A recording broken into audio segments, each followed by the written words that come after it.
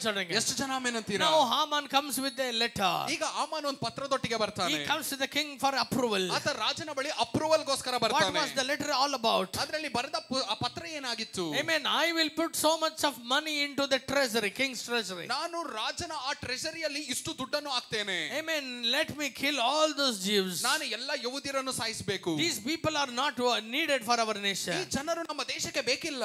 These people are nuisance. ಈ ಜನರೆಲ್ಲ ಕೆಟ್ಟ ಜನರು. These people never obey the king's order. ಈ ಜನರು ರಾಜನು ಹೇಳಿದ ಮಾತಿಗೆ ವಿಧಿಯರಾಗದೇ ಇಲ್ಲ. Amen. These people, amen, I tell you something, these, amen, எவ்வளவு பேர் நான் சொல்றத கேட்டுட்டு இருக்கீங்க? ಎಷ್ಟು ಜನರಿಗೆ ಹೇಳುವುದು ಅರ್ಥ ಆಗ್ತಿದೆ? These people doesn't obey our law. ಈ ಜನರು ನಾವು ಹೇಳಿರುವಂತ ಕಾನೂನುಗಳಿಗೆ ವಿಧಿಯರಾಗಿಲ್ಲ. ಹಾಮಾನ್ என்ன சொல்லிட்டு இருக்கிறது? ಹಾಮಾನನು ಏನು ಹೇಳ್ತಿದ್ದಾನೆ? He says these people are negligent. ಈ ಜನರು ತುಂಬಾ ಅವಿಧಿಯರಾಗಿದ್ದಾರೆ. These people are, amen, those who doesn't obey us. ಈ ಒಂದು ಜನರು ನಾವು ಹೇಳಿದ ಮಾತಿಗೆ ವಿಧಿಯರಾಗೇ ಇಲ್ಲ. They have their own custom. ಅವರಿಗೆ ಅವರ ಪದ್ಧತಿ ಇದೆ. They have their own rules. ಅವರಿಗೆ ಅವರ ಒಂದು ರೂಲ್ಸ್ ಗಳಿದೆ. Since they don't, amen, obey us, ನಮ್ಮನ್ನು ಅವರು ವಿಧಿಯರಾಗಿಲ್ಲದ ನಿಮಿತ್ತವಾಗಿ, amen, let us eradicate them from the nation. ಇವರನ್ನು ದೇಶದಿಂದಲೇ ಇವರೆಲ್ಲ ನಾಶ ಮಾಡಿಬಿಡೋಣ. Completely I pluck them out. ಪೂರ್ತಿಯಾಗಿ ಎಲ್ಲರನ್ನು ಕಿತ್ತಾಕ್ಬಿಡೋಣ. Amen. Hallelujah. Hallelujah. When this news came to Mordecai, ಈ ಸುದ್ದಿ ಮೊರ್ದೆಕೈಗೆ ಬಂದಾಗ Mordecai started to, amen, weep. Mordecai ಅಳಲು ಪ್ರಾರಂಭಿಸಿದನು. He cried aloud. He tore his clothes. ಆತ ಜೋರಾಗಿ ಆತ ವಸ್ತ್ರವನ್ನು ಹರ್ಕೊಂಡ. Hallelujah. Hallelujah. ನಾನು சொல்றது கேட்டுட்டு இருக்கீங்களா? ನಾನು ಹೇಳೋದನ್ನ ಕೇಳ್ತಿದ್ದೀರಾ? Am I narrating the story in a proper way? ಸರಿಯಾಗಿ ನಾನು ಕಥೆಯನ್ನು ಹೇಳ್ತಾ ಇದ್ದೀನಾ? Hallelujah. Hallelujah. Then what happened? ಆಗ ನಂತರ ಏನಾಯಿತು? This news came to Esther. ಈ ಒಂದು ಸುದ್ದಿ ಎಸ್ತರನಿಗೆ ತಲುಪಿತು. ಎಸ್ತರ್ ವರೆக்கும் வந்தது பாருங்க, அங்கதாங்க ஆமானுக்கு இருந்தது.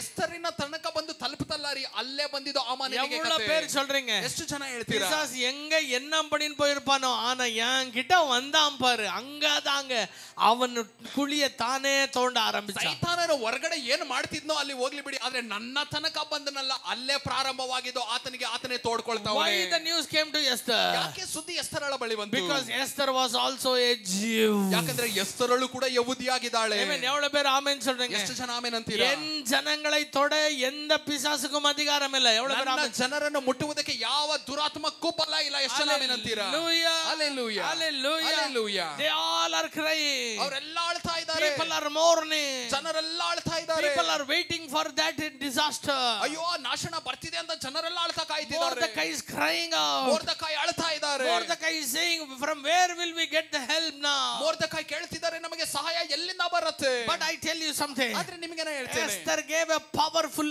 idea. ಎಸ್ತರ್ ಒಂದು ಸುಂದರವಾದ ಬಲವಾದ ಒಂದು ಐಡಿಯಾ ಕೊಡ್ತಾಳೆ. Esther received a very powerful revelation. Esther ಒಂದು ಬಲವಾದ ಒಂದು ರಹಸ್ಯವನ್ನು ಅವಳು ಹೊಂದಿಕೊಳ್ಳುತ್ತಾಳೆ. அதுதான் இன்னைக்கு நீங்களும் நானும் பண்ண வேண்டியது. ಅದನ್ನೇ ಇವತ್ತು ನಾವು ಮತ್ತು ನೀವು ಮಾಡಬೇಕಾಗಿದೆ. I tell you, ನಿಮಗೆ ನಾನು ಹೇಳ್ತೇನೆ, when the king's, amen, signet ring has put a seal, ಆ ಒಂದು ರಾಜನ ಆ ಒಂದು ಉಂಗುರದ ಮುದ್ರೆ ಬಿದ್ದಾಗ, amen, no one can change that. ಯಾರು ಕೂಡ ಅದನ್ನು ಬದಲಾಯಿಸಲು ಸಾಧ್ಯವಿಲ್ಲ. Hallelujah. Hallelujah. Amen. It has been declared in all provinces that Jews will be killed. ದೇಶದ ಎಲ್ಲಾ ಪ್ರಾಂತ್ಯದಲ್ಲೂ ಘೋಷಿಸಿಬಿಟ್ಟಿದ್ದಾರೆ, ಎಲ್ಲ ಯಹೂದ್ಯರನ್ನು ಕೊಲೆ ಮಾಡ್ತೇವೆ ಅಂತ. Amen. Now the situation has gone out of control. ಈಗ ಪರಿಸ್ಥಿತಿ ಕೈಮೀರಿ ಹೋಗಿದೆ. இன்னைக்கு உங்களுடைய finance out of control இருக்காம். ಇವತ್ತು ನಿನ್ನ ಹಣಕಾಸು ಕೈಮೀರಿ ಹೋಗಿದೆಯಾ? If your amen, health situation has gone out of control. ನಿನ್ನ ಆರೋಗ್ಯದ ಪರಿಸ್ಥಿತಿ ನಿನ್ನ ಕೈಮೀರಿ ಮುಂದೆ ಹೋಗ್ಬಿಟ್ಟಿದೆಯಾ? Your spiritual backsliding on the out of control. ನಿನ್ನ ಆತ್ಮಿಕ ಜೀವನದಲ್ಲಿ ಹಿಂಜಾರೋದು ಕೈಮೀರಿ ಹೋಗ್ಬಿಟ್ಟಿದೆಯಾ? I tell you, I am giving you one secret. ನಿಮಗೆ ಒಂದು ರಹಸ್ಯವನ್ನು ಹೇಳ್ತೇನೆ. Amen. ನೀங்க ನೆನಕலாம். ನೀವು ನೆನೆಸಬಹುದು, ಅಯ್ಯೋ, this now it is impossible. ಅಯ್ಯೋ ಈಗ ಅಸಾಧ್ಯ.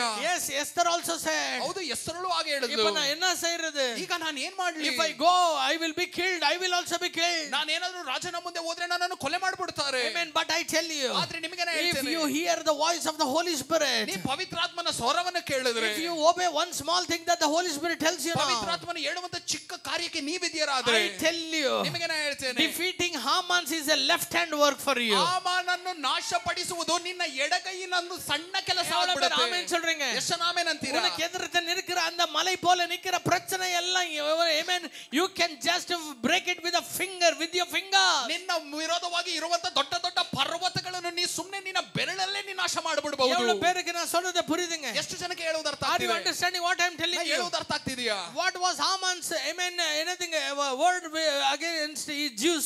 ಹಾಮಾನನು ಯೆಹೂದ್ಯರ ಜನರ ವಿರುದ್ಧವಾಗಿ ಏನು ಮಾತಾಡ್ತಿದ್ದ? He said those people doesn't obey you.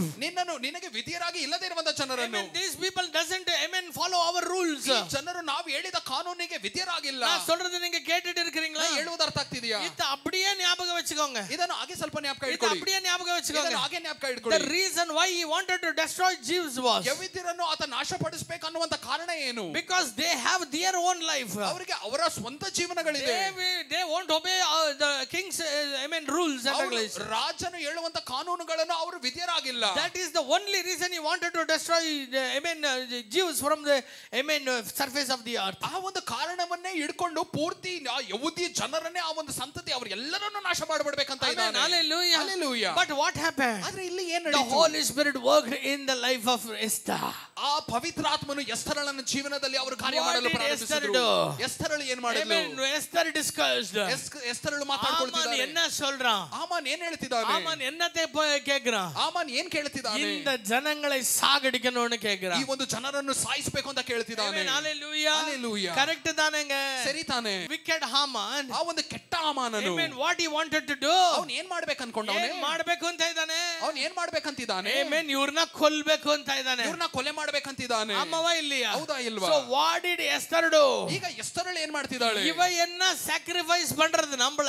ಇವನು ಏನು ನಮ್ಮನ್ನು ತ್ಯಾಗ ಮಾಡೋದು? ಇವನ್ ಏನು ನಮಗೆ ಸಾವನ್ನ ತೋರಿಸೋದು? ಅದಕ್ಕಿಂತ ಮುಂಚೆ ಉಪವಾಸ ಮಾಡಿ ನಾವೇ ನಮ್ಮ ಸ್ವಾರ್ಥಕ್ಕಾಗಿ ಸಾಯೋಣ ಬರ್ರಿ. ಅವನೇನು ನಮ್ಮ ಸಾವನ್ನು ತೋರಿಸ್ತಾ ಇರೋದು ನಾವು ಈ ಉಪವಾಸ ಇದ್ದು ನಮ್ಮ ಸ್ವಾರ್ಥಕ್ಕಾಗಿ ನಾವು ಸಾಯೋಣ. Hallelujah. Hallelujah. Before Satan comes and destroys you. ಸೈತಾನನು ಬಂದು ನಿನ್ನನ್ನು ನಾಶಪಡಿಸುವುದಕ್ಕಿಂತ ಮುಂಚೆ, if you want to destroy the destroyer, ಆ ನಾಶಪಡಿಸುವವನ್ನೇ ನೀ ನಾಶಪಡಿಸಬೇಕಾ? Amen. ನೀ ಉನ್ನುடைய சுயத்துக்காக நீ ಮೊದಲೇ செத்துரு. ನೀ ನಿನ್ನ ಸ್ವಾರ್ಥಕ್ಕಾಗಿ ಮೊದಲು ಸಾಯಿ. எவ்வளவு பேர் ஆமென் சொல்றீங்க? ಎಷ್ಟು ಆಮೆನ್ ಅಂತೀರಾ? Hallelujah. Hallelujah. Hallelujah. Hallelujah. இவ என்னத்தை வந்து sacrifice பண்றது? ಇವನು ಏನು ಬಂದು ತ್ಯಾಗ ಮಾಡಬೇಕು? இவ என்ன ಉಂಡಿக்கு போடுறது? ಇವನು ಏನು ಬಂದು ಅಲ್ಲಿ ಕಾಣಿಕೆ ಹಾಕೋದು? வாழ்க்கையே காணிக்கையாக ಅರ್ಪಣಿಕ. ನನ್ನ ಜೀವನವನ್ನೇ ನಾನು ತ್ಯಾಗವಾಗಿ ಅರ್ಪಣಿಸ್ತೇನೆ. எவ்வளவு பேருக்கு இந்த உண்மை உள்ள போகிறது? Amen. ಅವನು ಏನು ತ್ಯಾಗ ಮಾಡೋದು ಈ ಒಂದು ಜೀವಗಳಿಗಾಗಿ?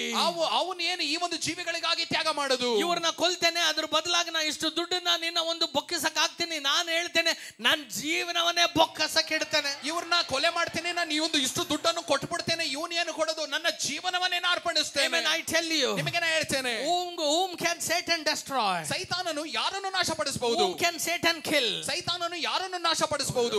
Amen. For someone who is alive. ಯಾರೋ ಒಬ್ಬರು ಜೀವಂತವಾಗಿದ್ರೆ, Amen, ಅವನ ಕೊಲ್ಲರತ ಪಿಸಾಸಾಲ ಮುಡಿಯೋ. ಅವನನ್ನು ಕೊಲೆ ಮಾಡುವುದಕ್ಕೆ ಸೈತಾನನಿಗೆ ಸಾಧ್ಯ. ನಾ ಹೇಳೋದು ಅರ್ಥ ಆಯ್ತಾ? ನಾ ಹೇಳೋದು ಅರ್ಥ ಆಗ್ತಿದೆಯಾ? ಯಾರನ್ನ ಕೊಲ್ತೀರಿ? ಯಾರನ್ನ ಕೊಲೆ ಮಾಡಬಹುದು? ಬದುಕಿರೋವನ್ನ ತಾನೇ ಕೊಲ್ತೀರಾ? ಯಾರಾದ್ರೂ ಬದುಕಿದ್ರೆ ತಾನೇ ಕೊಲೆ ಮಾಡಬಹುದು. ಕ್ರಿಸ್ತನಿಗಾಗಿ ನಾ ಸತ್ಯ ಹೋದೆ ಅಂದ್ರೆ ಇವನು ಅವನು ಕೊಲ್ಲೋದು. ಕ್ರಿಸ್ತನಿಗಾಗಿ ಸತ್ಯ ಹೋಗಿದ್ದೇನೆ, ಇವನು ಯಾರು ನನ್ನ ಕೊಲೆ ಮಾಡಲು ಸಾಧ್ಯ? ನಾ சொல்றத புரியுது? ಎಷ್ಟು ಜನಕ್ಕೆ ಹೇಳೋದು ಅರ್ಥ ಆಗ್ತಿದೆ? Amen. I lay myself, என்னுடைய வாழ்க்கையே நான் அந்த பணம் என்ன என் வாழ்க்கையே நான் பறி கொடுக்கிறேன். ಆ ದುಡ್ಡು ಏನು ರೀ? ನನ್ನ ಜೀವನವನ್ನೇ ನಾನು ಅರ್ಪಣಿಸ್ತೇನೆ. Second thing what they did, ಅವರು ಮಾಡಿದ ಎರಡನೇ ಕಾರ್ಯ, they put sackcloth and put dust upon their head. ಅವರು ಗೋಣಿ ಚೀಲವನ್ನು ಹಾಕೊಂಡು ತಲೆಯ ಮೇಲೆ ಬೂದಿ ಹಾಕೊಂಡ್ರು. ಎದಕ್ಕೆ ಅದು போடுறது தெரியுமா? ಅದು ಯಾಕೆ ಹಾಕೊಳ್ತಾರೆ? Why they put dust? ಅವರು ಯಾಕೆ ಬೂದಿ ಹಾಕೊಳ್ತಾರೆ? It represents death. ಅದು ಮರಣವನ್ನು ಸೂಚಿಸುತ್ತೆ. It represents death. ಅದು ಮರಣವನ್ನು ಸೂಚಿಸುತ್ತೆ. Jesus said, ಯೇಸು ಸ್ವಾಮಿ ಹೇಳಿದ್ರು, he who follows me, ನನ್ನನ್ನು ಹಿಂಬಾಲಿಸುವವನು, let him carry his cross. ಆತನು ಆತನ ಶಿಲುಬೆಯನ್ನು ಹೊತ್ತುಕೊಳ್ಳಲಿ. ಆಮೆನ್ சொல்றீங்க? ಎಷ್ಟು ಜನ ಆಮೆನ್ ಅಂತೀರಾ? அப்படி என்ன ಅರ್ಥ என்ன? ಅದರ ಅರ್ಥ ಏನು? Jesus carried the death in him. ಯೇಸು ಸ್ವಾಮಿ ಮರಣವನ್ನು ಆತನಲ್ಲಿ ಹೊತ್ತುಕೊಂಡು, that's why death couldn't hold him. ಅದಕ್ಕಾಗಿ ಮರಣವು ಆತನನ್ನು ಹಿಡಿಯಲು ಸಾಧ್ಯವೇ ಆಗಲಿಲ್ಲ. ಎவ்வளவு பேர் ಆಮೆನ್ சொல்றீங்க? ಎಷ್ಟು ಜನ ಆಮೆನ್ ಅಂತೀರಾ? the time when Jesus came down to this earth, ಯೇಸು ಸ್ವಾಮಿ ಲೋಕಕ್ಕೆ ಇಳಿದು ಬಂದ ದಿನದಿಂದ, the very moment he came down to this earth, ಆತನು ಲೋಕಕ್ಕೆ ಬಂದ ಅದೇ ಕ್ಷಣದಲ್ಲಿ, he was dead to his life. ಆತನು ಆತನ ಸ್ವಂತ ಸ್ವಾರ್ಥ ಜೀವಿತಕ್ಕಾಗಿ ಆತನು ಸತ್ತೋದ್ರು. he was dead to his ambitions. ಆತನ ಒಂದು ಕನಸುಗಳಿಗಾಗಿ ಆತನು ಸತ್ತೋದ್ರು. Amen. Satan couldn't touch him because he was already, amen, dead for the world. ಯೇಸು ಸ್ವಾಮಿಯನ್ನು ಸೈತಾನನು ಮುಟ್ಟಲೇ ಸಾಧ್ಯವಾಗಲಿಲ್ಲ, ಯಾಕಂದ್ರೆ ಯೇಸು ಸ್ವಾಮಿ ಮೊದಲೇ ಲೋಕಕ್ಕಾಗಿ ಸತ್ತೋದ್ರು. Jesus said, ಯೇಸು ಸ್ವಾಮಿ ಹೇಳಿದ್ರು, ಅವನಿಗೆ ಸಂಬಂಧಪಟ್ಟದ್ದು ಎದುವೇ ನೀಡುತ್ತಲೇ ಇಲ್ಲ. ಆತನಿಗೆ ಸಂಬಂಧಪಟ್ಟಿದ್ದು ಏನು ನನ್ನ ಬಳಿ ಇಲ್ಲ.